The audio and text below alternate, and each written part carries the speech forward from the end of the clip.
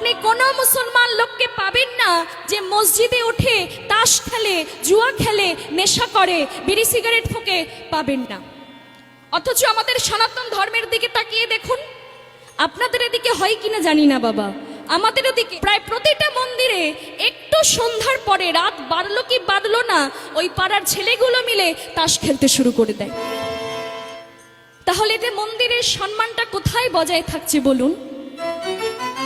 যে আসনে আমরা ভগবানকে বসাচ্ছি, যে সিংহাসনে আমরা ভগবানকে পূজা করছি, যে গৃহের মধ্যে আমরা ভগবানকে রেখেছি, সেই মন্দিরে বসেই আমরা তাস খেলছি, জুয়া খেলছি, নেশা ভান করছি।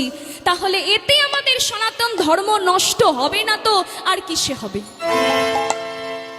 আপনারাই বলুন।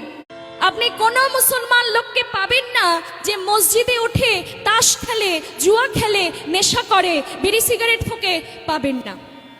অথচ আমাদের সনাতন ধর্মের দিকে তাকিয়ে দেখুন, আপনাদের এদিকে হয় কিনা জানি না বাবা, আমাদের ওদিকে প্রায় প্রতিটা মন্দিরে একটু সন্ধ্যার পরে, রাত বাড়লো কি বাড়লো না, ওই পাড়ার ছেলেগুলো মিলে তাস খেলতে শুরু করে দেয়।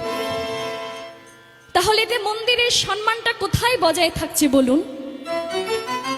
যে আসনে আমরা ভগবানকে বসাচ্ছি, যে সিংহাসনে আমরা ভগবানকে পূজা করছি, যে গৃহের মধ্যে আমরা ভগবানকে রেখেছি, সেই মন্দিরে বসেই আমরা তাস খেলছি, জুয়া খেলছি, নেশা ভান করছি।